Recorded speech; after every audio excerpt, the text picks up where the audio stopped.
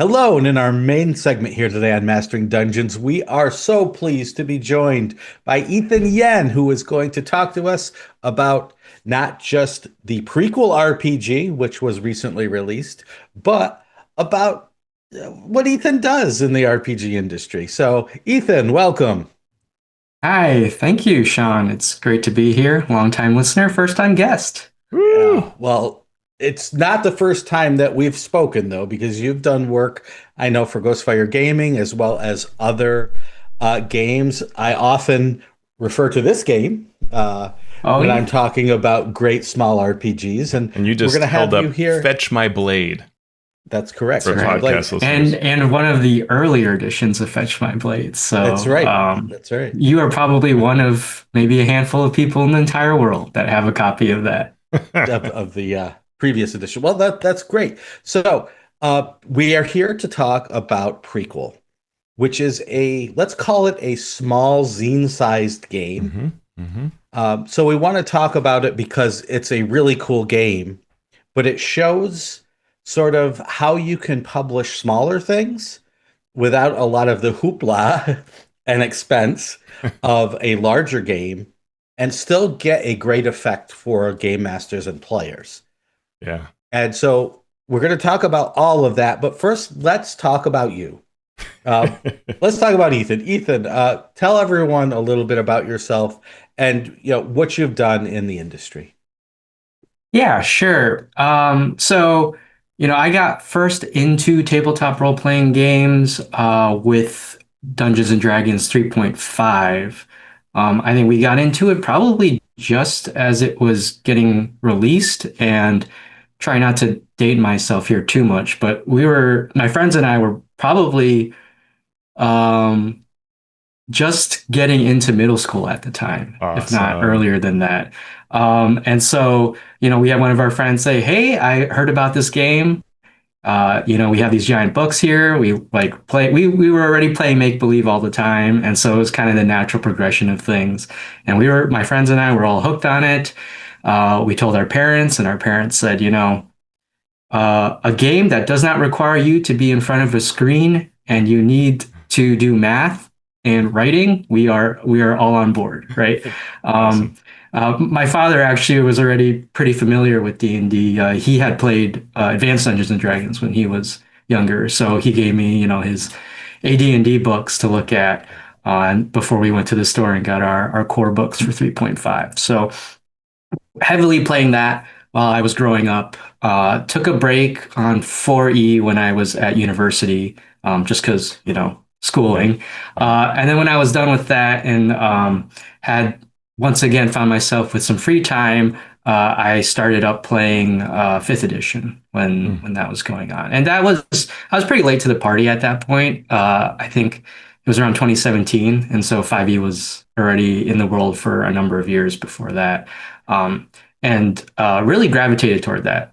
Having memories of breaking out those almost tax collection-esque character sheets, looking at 5e and like I didn't even pick up a rule book to learn it. I was watching like I think Critical Role at the time, and like I was able to deduce what the rules were just by their conversations, and I was like, oh, this is a lot more streamlined than what I was expecting, and got into it through there. So yeah, that's like my entrance into TTRPGs, and then getting into the whole game design writing portion of it probably happened a little later.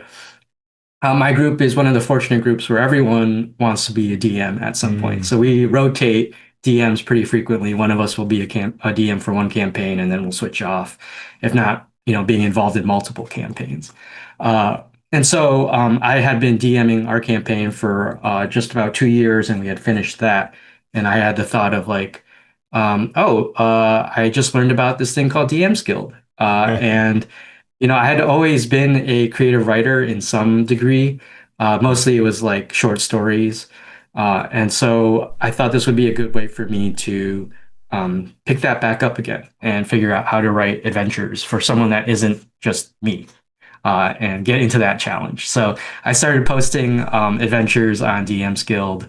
And I think in 2019 was that time in DM's Guild where the big um, new thing was everyone getting groups together and doing collaborative Uh-huh. projects, right? Yep. And so I somehow weaseled my way onto a couple collaborative projects. I did was it like Unbreakable, which was one of Mm-hmm. the ones with like more East Asian themed adventures. And then a Midwinter project that was more focused on the seasons in Mm-hmm. Faerun. And so that was really fun. It was my exposure to writing in teams and meeting a lot of other like-minded folks. So yeah, that's kind of how I got into writing. Yeah. That's great. So now I'm curious because your games are so creative. Were you playing like just D&D, or were you playing like all kinds of games and board games and things like that? Like, where did all these influences come Yeah. from?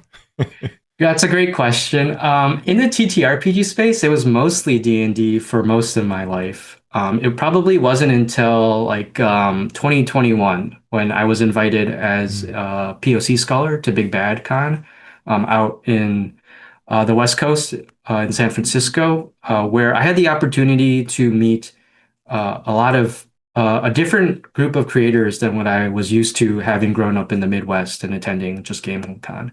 And there, I really opened my eyes to the vast array of what a Mm. TTRPG could be. Not just, Dungeons and Dragons and that uh, high fantasy-esque role playing, but also like story games, right? Like Fiasco or Mm. Microscope by Ben Robbins.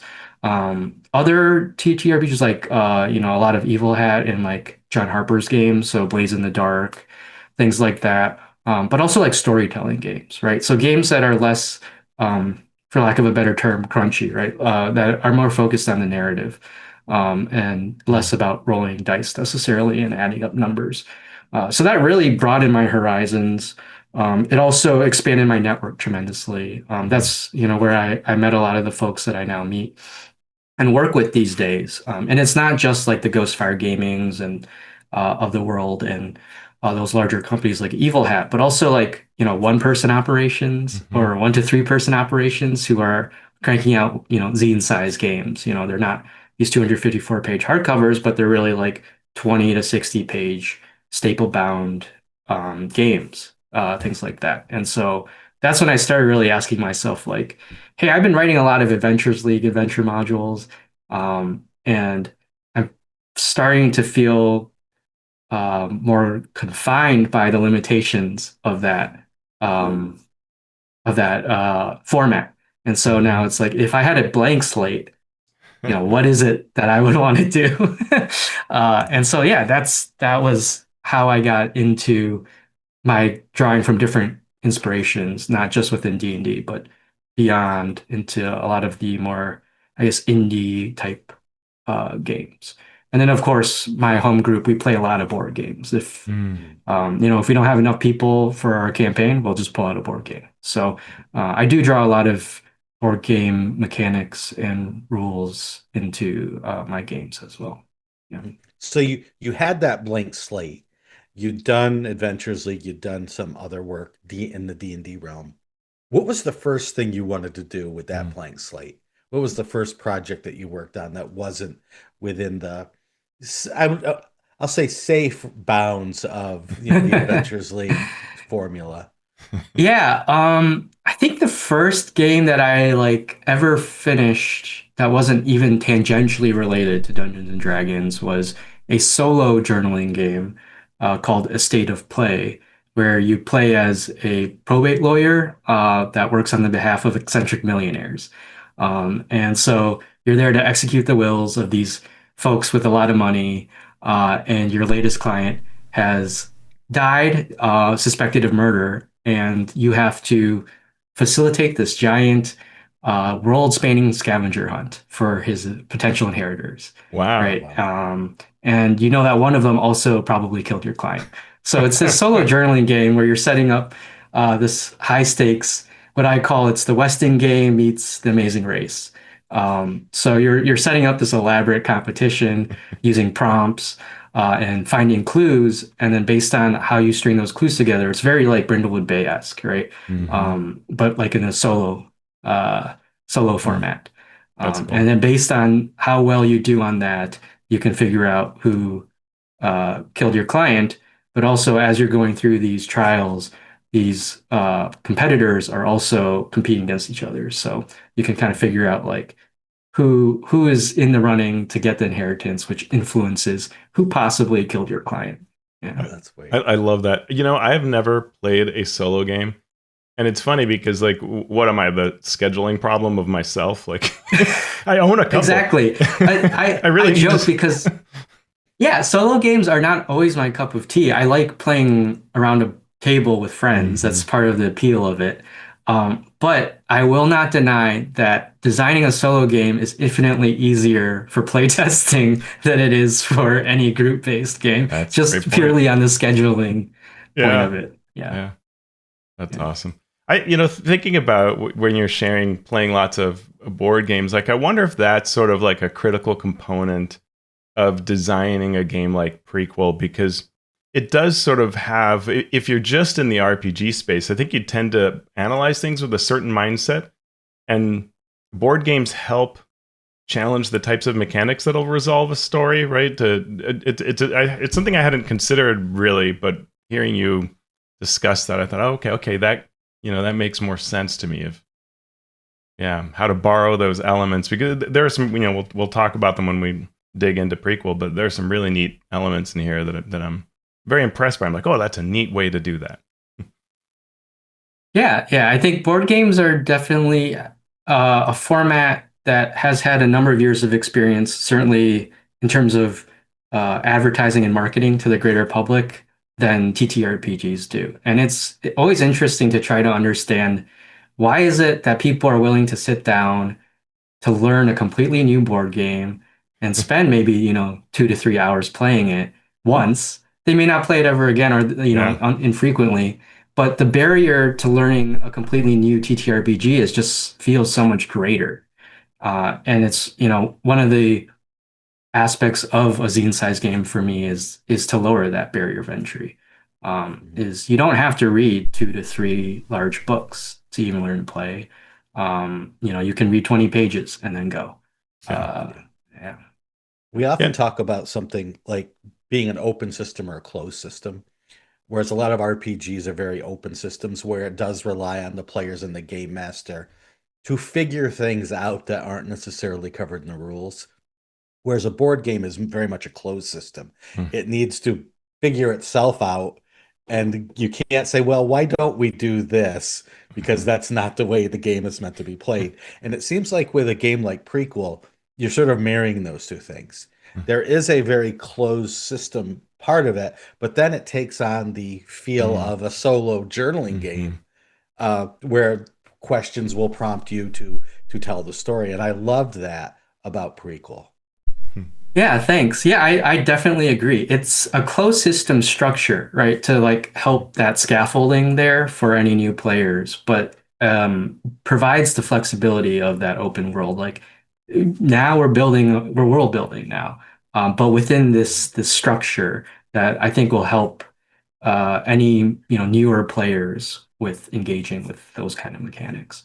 And I'll just note, like, a lot of what we're talking about is trying to lower that barrier of entry for new Mhm. players. And if you just look at like the new D&D starter set, right? Like how similar people say it's like a like you have the boards, the character boards and all that, right? It's like Yeah. we're getting pretty soon like the definitions are gonna be a little more murky for Mhm. the better, I think. Yeah. Yeah, and we're getting those kinds of questions asked because of the format. So I got a question in my video the other day asking, how do you move in the game? Which is funny because when Justice Armand came on the show, he said that was something that came up in playtesting. That this comment was specifically saying, like, how do I move on the big map versus the small map, right? The encounter map versus the world map. Because, and it's sort of like, oh, well, when you're doing that, it doesn't matter. But unless you tell someone this and they're used to that sort of board game approach, they're like, I don't, how does this work? Do I move 5 squares here too? Do I? Yeah. Yeah, great. 100%. Yeah. Yeah. So let's talk about Prequel.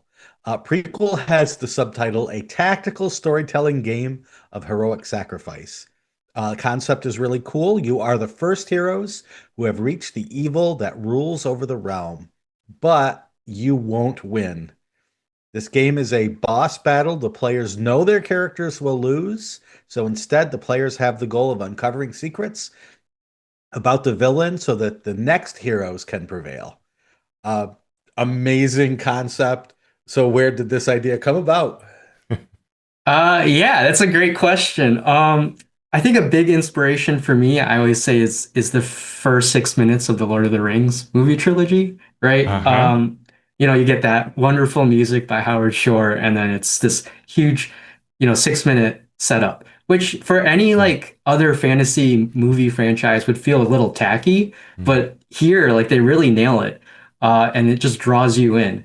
But also it gets you thinking, like here's the setup. All right, now we're gonna go like hundreds of years later, and then that's where our story begins. And so it's always fun to think about that first setup to me, like mhm, understanding, sure, Frodo is our hero, but what happened? Like, what was Isildur thinking? Or, mm, we get a little glimpse of Elrond there, but like, yeah. for me, I love thinking about, well, what were all those other people that were just as crucial to the quest doing and thinking, but never ever getting to see like the reap the Mm, rewards of their sacrifice. I think that premise is just so strong. It really like engages a lot of questions, right, about history, like what do we mm, remember, what gets lost, what gets changed, mm, mm, what is important to us. But also, what I like to say is like this fantasy of significance, right? mm, Like if you're playing a game where your characters, what they do matters years from now, like just think about how, like if we knew that, how we would live our yeah. lives, right? And I Yeah. think that's just like a huge mind shift that like we don't necessarily get to engage in our day-to-day lives. But when you play a game like Prequel, like everyone's mind just starts exploding with different Mm, ideas of how they could, really make the most of what they're doing. I Yeah. love it. Yeah, and you could have had a game that, and maybe even a board game that would be just you're going to die fighting the evil, but see if you can accomplish these particular goals. But what makes this game, I think, just really amazing and useful to anybody to read, like any DM out there that runs whatever game can read this and get ideas from, is this idea that in that heroic sacrifice you're doing of going down, failing against this villain, you get to build out the world. And so this doubles as a way that you could set up your next campaign or get inspiration for the type of campaign you want to play next, depending on how far, one to one you want to take it forward. But it's full of these really neat story building ideas. And how did you marry that part into it specifically, this world building, permanence? Yeah.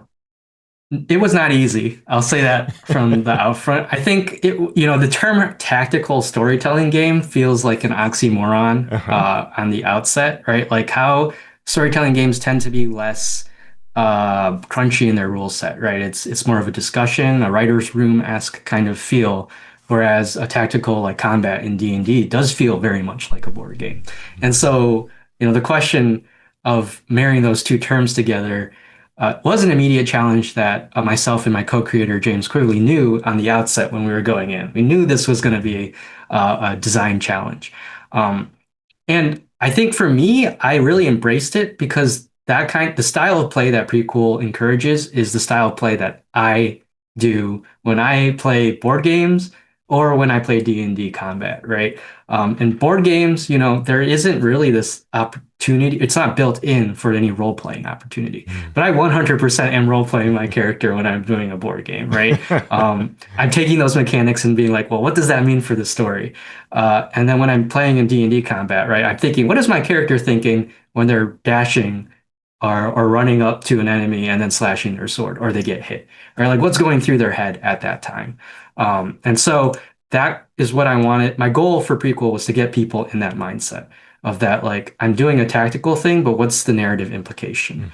Mm. And so the world building part was like a natural progression of that, right? Like, if you're thinking about the narrative implication of your final fight, you need some context there. And if I want it to be a one shot 3 to 4 hour experience, that context needs to be figured out very quickly by any new players. And so the answer is like during setup, let's just figure out that one sentence pitch for the world, and then let's play to figure out the rest of the world together. And so uh, it was a difficult challenge, but one that we really thought worth delving into to get the experience we wanted. Yeah. It's great. The beginning of the game, I'm going to have you go through the stages, but one thing I noticed is at the beginning of the game, there is a very microscope-esque feel. And what I love about microscope is also one of the issues I have with it. I try to use it as a teaching tool of world building in my class, and the class takes to it quickly, but they always want to tell stories. Mm. And Microscope isn't a storytelling game, it's a world building game. And this takes that part of Microscope that is essential, like the one sentence summary, the do's and don'ts, the haves and not Mhm. haves, and puts it in there, but then it allows a story to flow from it, Mhm. which is amazing and wonderful, and a perfect next step in this teaching of how to build a world, but also set stories in it. Yeah, 100%. When we had the idea of bringing in the microscope as a heavy influence, we stated in the Yeah. front matter that it is a heavy influence in the game.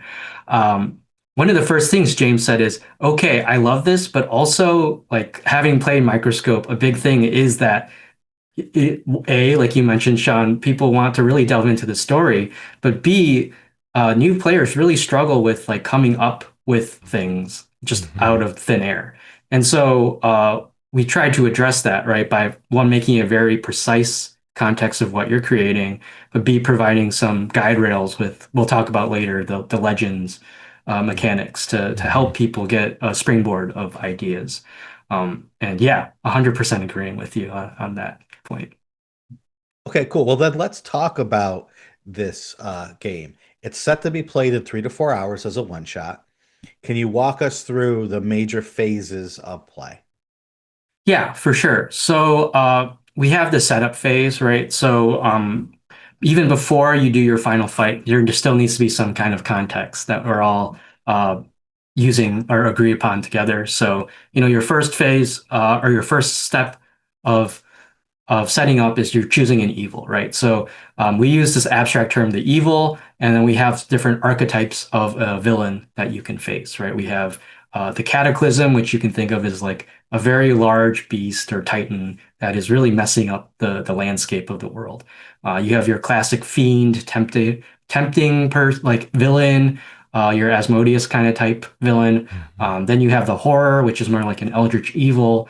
And then the Slayer is more like, your classic like God Eater or someone who's like really Mhm. messing with systems of magic and faith. So, they each have their own tactical abilities, but they also have their own narrative abilities, right? What kind of story do you want to tell is heavily influenced by the kind of evil that you're using.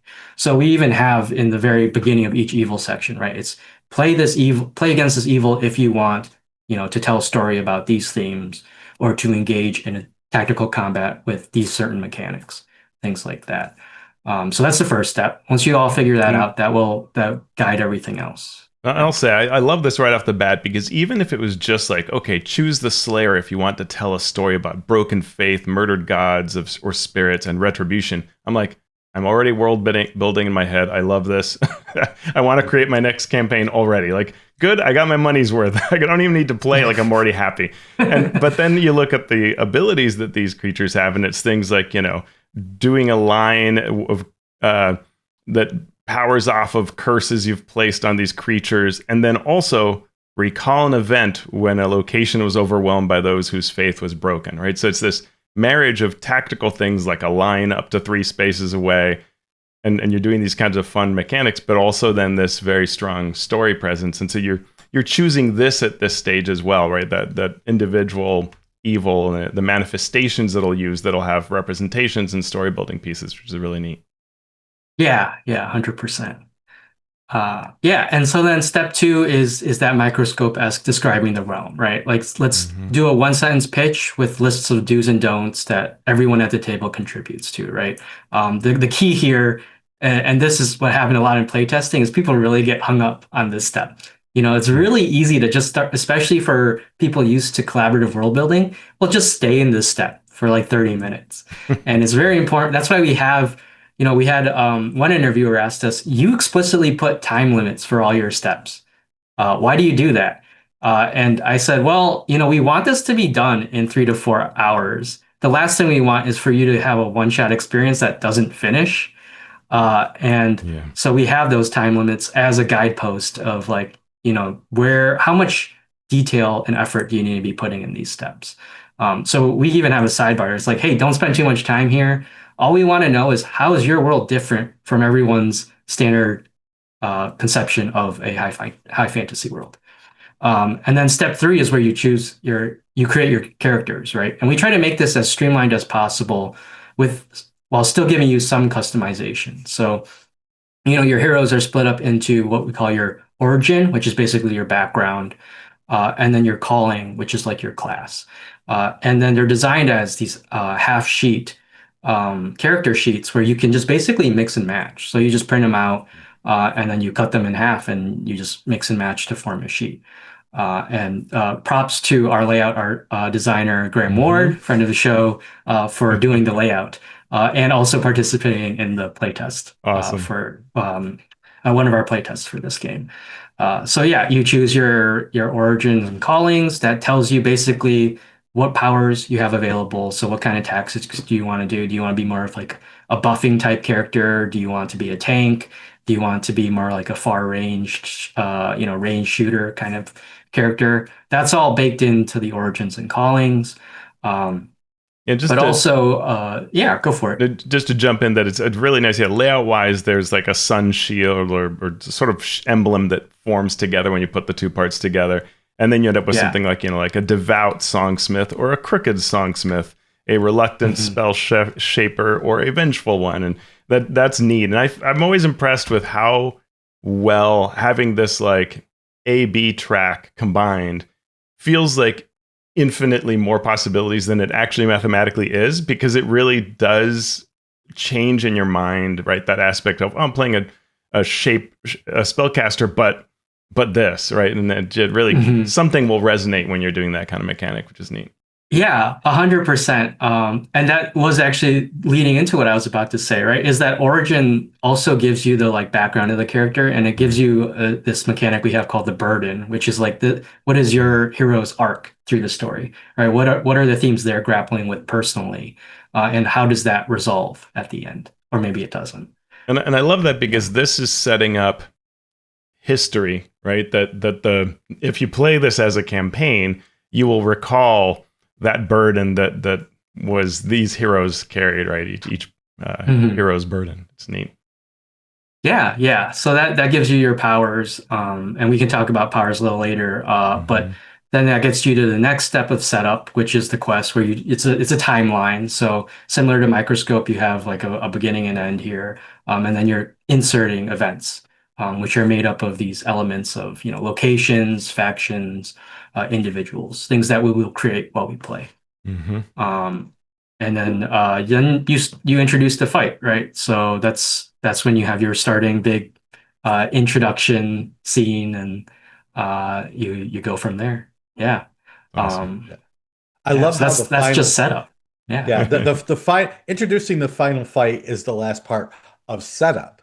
Yeah. And normally people say, okay, here comes the final fight, but the final fight is really just getting started. Yeah. It's not a forward-looking game completely.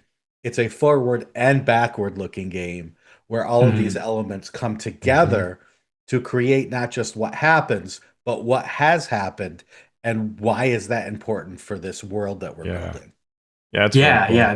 The fight is like the framing device, which is kind of fun. I think it gives you, talking about the challenge of mixing a tactical and storytelling game is, I was concerned that people would get a whiplash by having to shift their mind back and forth between, oh, okay, what am I doing now with the tactics? And then, oh, now I have to switch to like, I can create a new event for the quest or build out the world.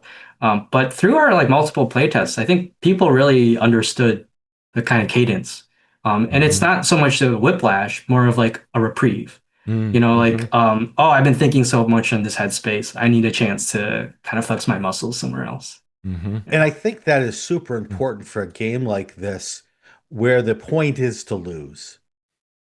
If the point was to lose, but you never took that break from tactical play, it would Mm. become a tactical game that you would feel bad that Yes. you were going to lose. But 100%. Yeah. if you have to stop with the tactics, go back and create, it's a reminder of, oh yeah, we are going to lose this. Let me about this game in a different way to get the most Mhm. enjoyment out of it. Yeah, yeah. I talk about this in one of my blog posts, but this concept of playing to lose is very much a narrative investment type of play Mhm. style. Right? Like you're making these tactical choices, but they don't matter unless you understand the narrative stakes. Yeah. So there is that, and we do also have elements where we'll talk about later of like, yes, you're gonna lose, but that doesn't. There's like a degree, there's a spectrum of losing. You can Yeah. lose more than Yeah. certain ways depending on how you play. Yeah, And I think yeah, you've made it so that even if there's a person in a player group who doesn't super want to do story stuff, they will still be motivated. But I want to unlock that potential, right? It is a win. It is a win when I reveal a weakness, or as we'll get into it. And so then they might say like, someone else come up with it or help me. But I got that win, right? And I think that is kind of right, neat. exactly. Yeah, yeah. We I try to inflicted cater to harm. certain Yeah. styles. Yeah, we had a Hmm. play tester who was like, I don't do world building at all. And they were really nervous coming into it. Like they had a list of prompts and stuff that they had answered ahead of time because they were just so nervous about coming up with it at the beginning. But I think they started understanding that we had some Yeah. ways to help guide Mm, that with the legends and things like cool. that. So yeah, I'll speed run through the rest of this, but that's Sure. all your setup, and then you have your final fight, right? Is the core of the game, and that's split up into different chapters, right? And so we have the tactical format of your boss fight mirror the narrative that's kind of going in throughout your quest, right? And so the basic premise is that you play in turns, right? And then you use your like powers. Your powers are all like a tactical effect, like move X spaces, deal X amount of damage, things like that. But they're all tied to some prompt that will Hmm. guide you into building out the world by using an event and then bringing in existing or adding new story elements together. And it's that's really the game loop there, right? Like player goes, then the evil goes, player goes, evil goes. So, chapter one is that classic, like, all right, we're there, we're gonna fight the evil. We've done so much up to this point to get here, and like we're gonna make it, right? And so, you kill the evil down to 0 health, and it's great, you did it. Congratulations. Chapter two is that recovery step where now you can all think back of like what was that time we were all reminiscing about like when this is all done, when this is all over, what is it that I'm gonna do? And this was really us to twist the knife, right? And like your characters are like, yes, we're done, we finally see the light at the end of the tunnel, this is our moment of reprieve. And you can rest a little bit until chapter three when Yeah. the evil comes back bigger And I and love badder. you've got an example here of like one hero saying to another, when this is over, I want to show you my hometown and come see, the wonderful flowers and the whatever. You do some world building. And then, Yeah. the scene behind them is going to shift as the evil rises in its true Yeah. form. Which is great. I love Yes. that. Yeah, this is a great example of a narrative play to lose kind of Hmm. mentality. It's like, how do I twist a knife as much as possible for my own character? We have adventure we like to do with our characters in like D&D where you write a background Hmm. and you're like, here, DM, here's all of this juicy history I want you to mess with my character with, right? It's the same way here where it's like, Yeah. how do I make this as gut-wrenching as possible? Yeah. Yeah. Um, Love it. yeah, to set up your chapter three, which is the rebellion chapter. So the evil comes back bigger and badder than ever. And it's very clear at this point, like, oh, we're not going to make it out. So what do we do at this point? The objective becomes how do we find the evil's weaknesses by dealing damage and then using powers to reveal those weaknesses. But now that we have those weaknesses revealed, we still have to find some way to preserve that knowledge for the heroes that are going to come after us, right? It does no good if we know about it, if no one else does. So the objective changes somewhat there, and you get access to new powers that let you deal with those weaknesses. And then basically at that point, right, if you can get all of the weaknesses, there's three of them for each evil, then it's really just to play to how long can we last to make sure the evil is more weak the next time it shows up.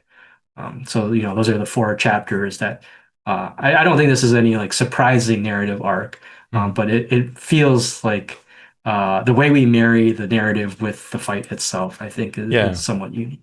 Yeah. And I think it's really nice because, like, just to give some examples of powers, so like the Songsmith has influence, and they deal an addition. Heroes within this range of the power will deal an additional harm each time they deal harm this round. So you're boosting your allies, very bardy type of stuff. But you get to also recall an event when fighting the evil caused people to come together in triumph or sorrow.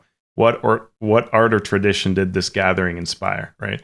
Or the monster will go, and as a result of its attack, you collaboratively think about a time that it took two factions that used to work together and forced them to become enemies, right? And it's such a neat world building that you're putting together in a way that will feel very real to the players after this game ends, right? They will feel like this was a thing, like a movie they watched, a story they read, right? It'll have that sort of presence to it, which is really, really cool.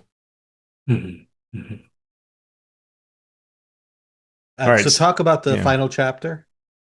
Yeah. So you have this final chapter where the evil is going to succeed, and it's all about, how much damage, how can we preserve these weaknesses before we all go out in our blaze of glory. And then, you conclude the game there. So based on the number of weaknesses you've preserved, how much harm you've done to the evil, that determines, what state the evil will be in the next reincarnation, right? And I like potentially, the start of your next campaign, right? And so, what you're doing here does have uh, implications. It does matter if you choose to play on. You don't have to play on, right? But we give you all the tools you need to start off with a strong start for your next campaign.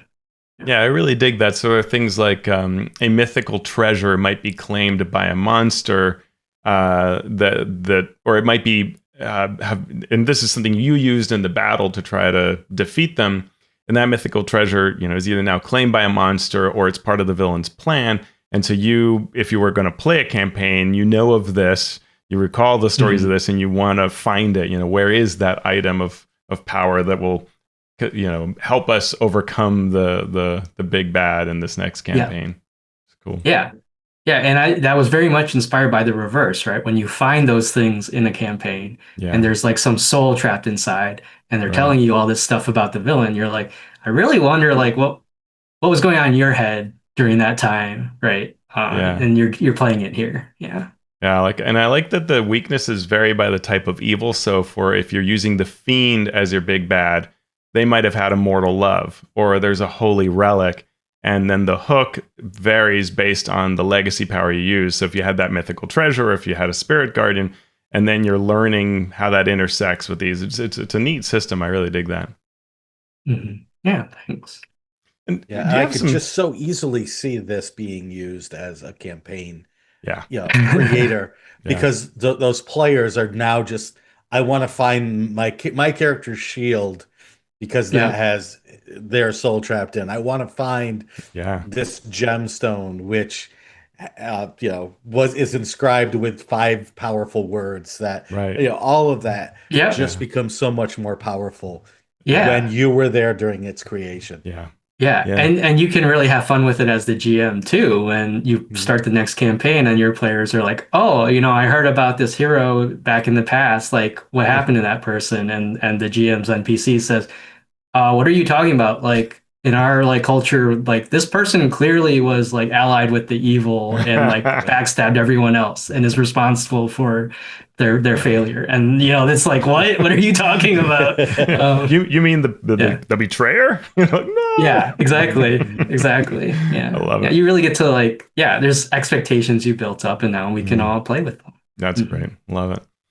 And you've used this zine format. Do you want to share a bit about what it's like to choose to use that format for this kind of a game, and how that differs from larger book projects you've worked on? Yeah, for sure.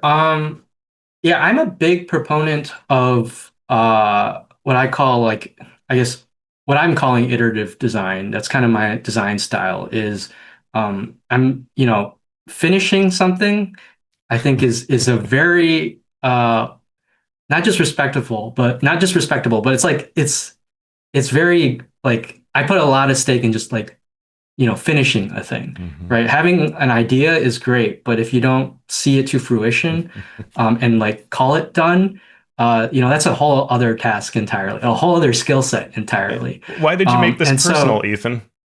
oh, I'm Why did you take sorry. such a stab against me? And Well, I'm not just personally stabbing you. I'm stabbing every single creative that is currently listening to this That's podcast, to be true. honest. yeah. Yeah. I could show you my to-do list of all the game ideas that I'd like to do. Uh-huh. But I'm a big proponent of getting something done.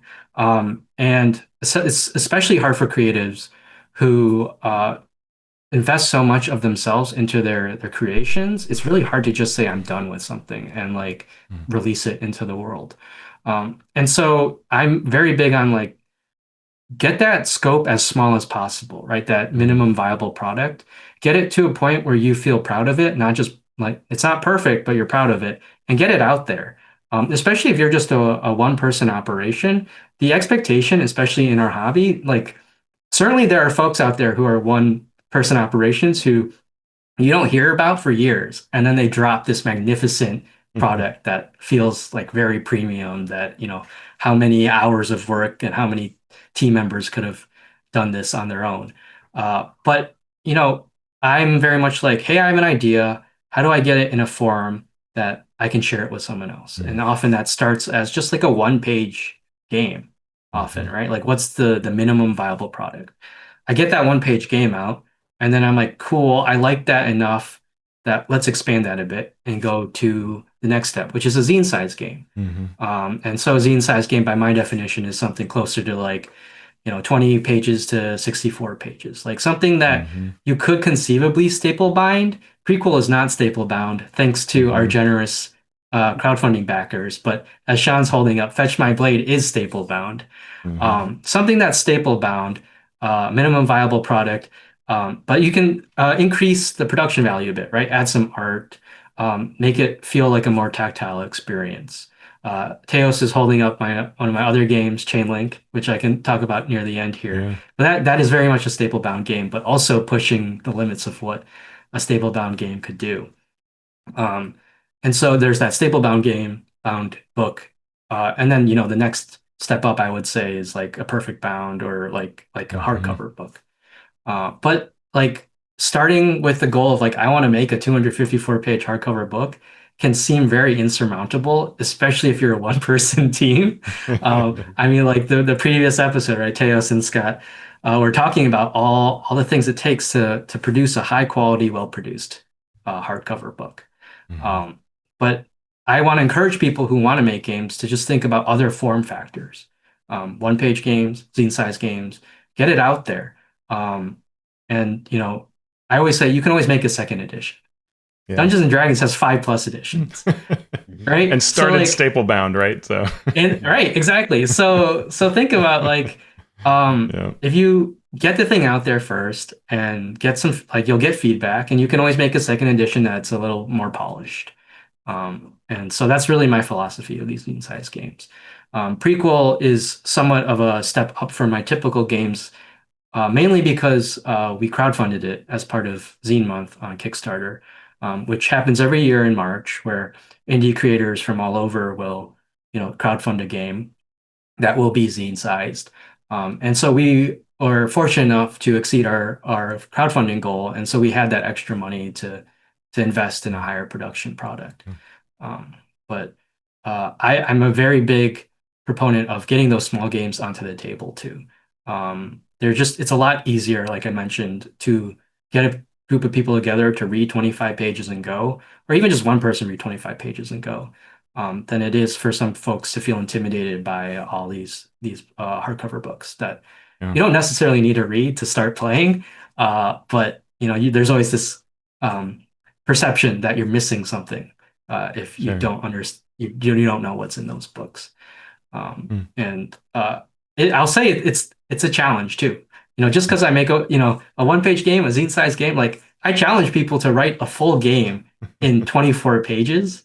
Yeah. Like that's not easy. Sure. Sure. And I found that when I was writing Prequel and writing Chain Link that a lot of play culture of TTRPGs, right, we rely a lot on play culture to explain how we play a game. Um, for a lot of these indie zines, you'll see like they'll explain their resolution mechanic as something like, whenever you're in doubt of what will happen, or if there's a risk, roll 1d20 and add a stat.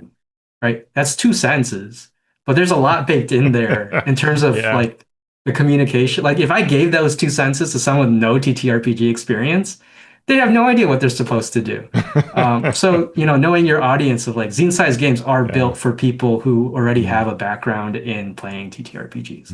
Mm. But it's the same way with board games, right? Mhm. Like you can explain a board game as like, oh, this is a bluffing board game with a push your luck mechanic, or this is a drafting game that also Mm. uses, that you have these terms, and you Mhm. tell an experienced player a board games that, and they'll know basically how to play the game without having Mhm. read the rule book. Yeah. So it's knowing your audience too. And I think most of your indie style designers are speaking to an audience or want people who play who already have some background in the Mhm. game. So you're afforded a little bit more generosity in terms of what you're writing, right? Well, I'll ask a question, shifting topics a bit, and that is around Gamehole Con. You and Lila Fujiwara, you've been leading for the last couple of years the Gamehole Con POC industry dinner and partnering with companies like Monte Cook Games to create mentoring opportunities, seminar opportunities for creators of color. And can you share a bit how that came to be, and for folks who are out there who are interested in being a part of this and who might attend Gamehole Con, how do they keep an ear out so they know when the next event's coming up and how to join it? Yeah, for sure. Yeah, so a little background. I mentioned how I really delved into the start of making games beyond just adventure modules for D&D was being a POC scholar at Big Bad Con. They have at that point in time a very strong POC event track where they had events where they had like a dinner event for scholars and other POC creators where you got to network Mm. with other fellow creators of color. But then there was also this more networking event, which was the meet and greet, where it put you in touch with more veteran creators like Present Company, where it wasn't just like you were wandering around with your head cut off like a chicken, but it was like here are five people that you will be meeting, and we told those five people that they will be meeting you. So it was Mm. like a very explicit like let's make these connections, and that was huge for me both in that, that's where I met a lot of folks that I do work with now or Mm. freelance for, but also it built out my peer network. Mm. And that's a big thing that I really encourage folks to do as they're starting out or, as they're getting in is finding those peers who are also doing the things that you are doing or want to be doing.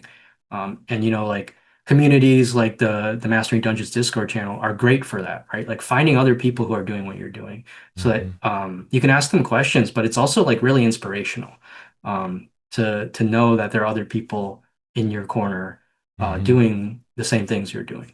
And so, that's where I met Lila. Lila Fujiwara is now the project lead at the Cosmere RPG. Yeah. So, very, very Mhm. big, high profile position there.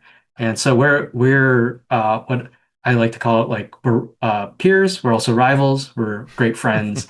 And so uh, I wanted to do something like that here in my community, right? Mm. I've been going to GameholeCon for a number of years. I loved my experience at GameholeCon. And there's such a strong, GameholeCon has such a strong, history in the industry, it by nature of it being in Wisconsin. Yeah.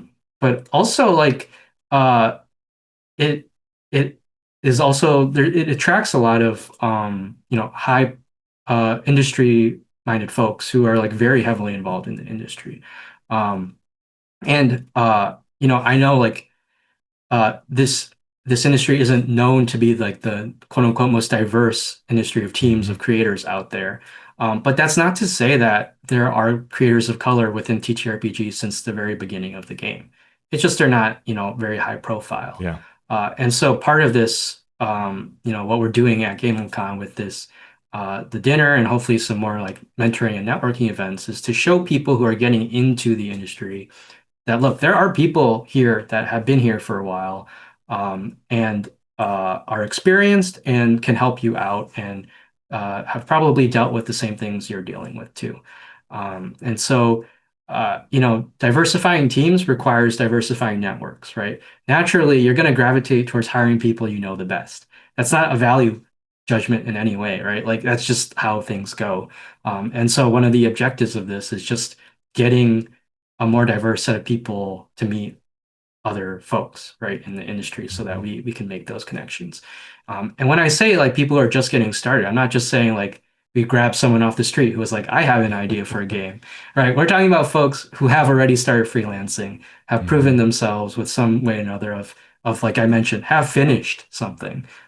Because so often, the risk of hiring freelancers is they ghost you or they become late on their deadlines and then they become a source of stress and not a source Hmm. of like, I can rely on this person. And Yeah. so, one of our goals here is like, there are folks out there like that and just making that connection. So, um, that's what's important with the events that we're trying to build here at GameCon and other events like that that already exist elsewhere in the country, if not the world. Yeah, I think that's the main like Hmm. driver of this. It's just like, how do we increase the ability for people to network and get to know each other? I say network, it feels like a very like professional, disingenuous term. What I'm saying is I just want you to No. meet someone else and say Yeah. like this person isn't like a scary person on the internet. It's, they're a person with, that you can connect with on a more human level. Yeah. But also they can these are people that we believe in that can do something um like be a benefit and not a detriment to any team that they're on is what we're trying to say there. A big thing of the seminars we had is we made a point not to say these are POC seminars, right? Hmm. GameCon has a great history of seminars geared towards how do you diversify creative Yeah. teams, how do we approach certain topics like how do you approach mental health in Dungeons and Dragons and things like that. They do that very well already. The objective of these seminars is more there are folks that aren't just white creators that we can view as experts, and they're Hmm. out there, and we're just trying to give them some space as well. Yeah. Yeah. And those were great seminars last year. It was really neat to see them and see the reactions of folks in the crowd getting a lot out of those sessions. Awesome. Yeah. Cool. Yeah. Well, thank you, Ethan. That's great. Yeah. So if someone is interested in thinking, oh, great, I might go to GameholeCon next year, what should they do? Do they follow you on Blue Sky and wait to hear about it? Is there a place they look? Yeah, definitely. Well, yes, you should definitely come to GameCon. It's a great convention, my favorite. Hmm. And two, I would say, yeah, you can follow the GameCon Facebook page if you're on Facebook, has a lot of information on news of next year's convention. But then B, also you could follow me on Blue Sky, and I'll certainly be posting any news on like POC related stuff specifically there, as well as our industry focused seminars, things like that. Fantastic. And can you Awesome. share your Blue Sky handle and website so people know where to find you for all the reasons? For sure. Yeah, yeah. So I publish all of my indie games under the label Glyphtide Games. Hmm. So you can find my website, that's just glyphtide.games, or I'm also on Blue Sky at glyphtide.games. Cool. Yeah. Awesome. Well, Ethan, thank you so much for taking the time to be with us today. Best of luck on not just not just the games that Teos is holding up, not just Prequel, but all of your efforts going forward. Yeah. Oh, yeah. Well, thank you very much. It was a pleasure to be on the show. So thank you, Teos and Shawn. Awesome having you. Thanks, Ethan. Keep up the good work. Awesome to hear from Ethan. Great work, great stuff. Check out his stuff. Make sure you do that. But also, thank you. Yes, thank you, everyone out there who's listening or watching or summoning us via your fiendish rituals. If you would like to help us out on the show, you can by going to our Patreon at patreon.com/masteringdnd and becoming a Master of Dungeon supporter. We love Mhm. all the folks that do that, and we thank you.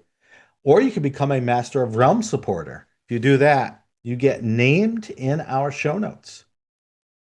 And if you're really, really fiendish, if you're really, really diabolical, you can become a Master of the Multiverse. Those folks get summoned by me right now. Agile Monk of Fantasy Companion Workshops, Keith Ammon of The Monsters Know What They're Doing, Lou Anders of Lazy Wolf Studios, Craig Bailey, Rudy Chainsaw Basso, Dave Bastiensen, Derek the Bearded GM, Steve Bissonette, Merrick Blackman, Bosjan from Duality Press, Calvin Bridges of Olos, Robo Ballin, Kevin Criswell, Dead Inertia DM, Evil John, Ethan at Nimbleco, Will Doyle, Andy Edmonds at nerdronomicon.com, James Fisher, Vedwalcledes G, Scott Fitzgerald Gray at Insane Angel Studios, Ben Heisler and Paige Laitman, Sean Hurst, Hyperlexic, the John T. Mantis TTRPG Podcast, Mark and Mary's Gaming Compound, The Mighty Jerd, JR of the Twilight Perspective, JT Evans, Ryan King, Jim Klingler, Gail Curamandy, Chad Lench, Paul Mata, the Mathemagician, Jaron from Mathis Arcanum, Eric Mengi, Anna B. Meyer of Fantasy Cartography, Trey McLemore, John Mickey, Sean Molly, Falcon Neal, Tom Nelson of the Deck of Player Safety, DT Norris of DT and Dragons, Phil Wirt from the Philadelphia Area Gaming Expo, Philip and Lindsay, Frog Prince at Tentacle Squelching Wetly, Post Fiction RPG Audio, Ricardo Who Might Adventure, Robert Pasley, Vladimir Prunner from Croatia, Ozymandias Rex, Runner Rick, Chance Russo at Drago Russo, Andy Shockney, Krishna Simosa, Tim Smith, Spark from Dunner Games, Jeff Stevens at jeffstevensgames.com, Josh and Lee Wanika of the Tabletop Journeys podcast, Talus the Stormlord, Jeremy Talaman from the D&D and TV podcast, Tres, Ryan Schrook, Joe Tyler, Marcelo de Velasquez, the Valiant DM, James Walton, Graham Ward, Jason Ward from Accidental Cyclops Games, Javier Waziak, Waterford Wizard, Chris Webster, Zach Types, and Walt Winfrey. Thanks to everyone who listens, and thank you for supporting the show. You can also help us out by leaving us a review wherever you listen to the show, or by going to our YouTube channel, which is youtube.com/@masteringdungeons, and subscribe and like and comment and do all the stuff. Teos, I know that you've got nothing going on, so you must be putting out a ton of content over on your site. I did actually put out some things somehow, despite a lot going on. So I shared with everybody my Draw Steel Adventure Tools, which is an Excel spreadsheet to create Draw Steel Adventures. I did it as a way of making sure I understood all those rules. So every single recommendation, guideline, principle is in there, and it checks against them and tells you how you're doing against those. I also did a video where I reviewed the really cool Stranger Things themed D&D book, Tales from the Table. It's a delightful scrapbook, as well as just a bunch of things that are favorite products of mine. So, yep, somehow I managed to get that out there, but now I must rest/work on other projects. I hear you. Well, you can always find me on the socials at Sean Merwin. You can follow the podcast on the socials at Mastering D&D, Blue Sky and Mastodon and all those places. And, thank you so much again for all that you do for us out there, our listeners. So we have died, but we died valiantly and we left hope for people coming before us and after us. So, Teos, What are we gonna do now? I mean, the extensive legacy of my hand puppet companion, I think, is what needs to be a pillar of the campaign that we will play next. Yeah, I'm gonna go put my soul in the banjo. Perfect. Dun-dun-dun-dun-dun-dun-dun.